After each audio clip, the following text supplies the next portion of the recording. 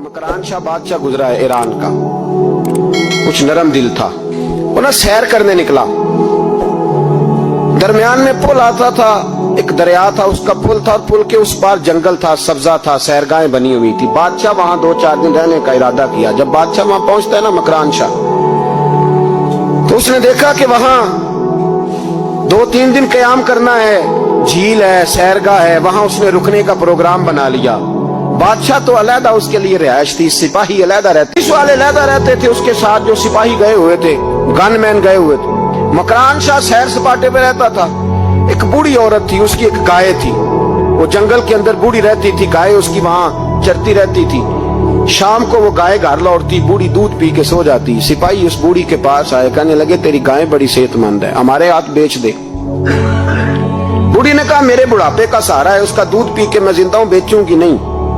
कहा बूढ़ी औरत से सिपाहियों ने बेच दे, कहा नहीं, कहने लगे नहीं बेचेगी तो हम ले लेंगे।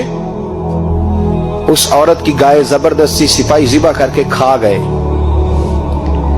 बूढ़ी ने बादशाह तक पहुंचना चाहा, लेकिन उसको पहुंचने न दिया गया, मना कर दिया गया। उसकी रसाई ना हो सकी, गरीब औरत थी। जिस दिन मकरान शाह वापस आ रहे थे ना, सैर करके पुल से गुजर रहे थे, तो किसी ने बूढ़ी से कहा कि बादशाह गुजरेगा। वो छुप के पुल पे बैठ गई और मकरान शाह जब पुल से गुजरने लगे तो बूढ़ी आगे आई और उसके घोड़े की लगाम पकड़ी।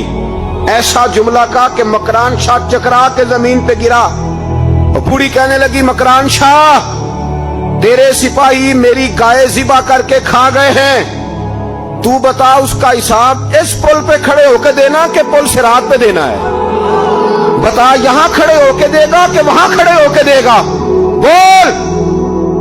अरबाब इक्तदार, हुकूमत के वानों में बैठने वालों, बताओ ज़ैनब का हिसाब कसूर के चौक में खड़े होके दोगे कि मैदान महशर के चौक में खड़े होके दोगे? बताओ कहां हिसाब देना है, यहां देना है कि वहां देना है? हिसाब तो बहरहाल तुम्हें देना है। इस कौम को उसका हिसाब तो, ज़ैनब का हिसाब तो देना है, देना पड़ेगा, दिया जाएगा, पूछा जाएगा। बताओ यहां देना है कि वहां देना है? देना तो पड़ेगा। यहां दोगे तो हो सकता है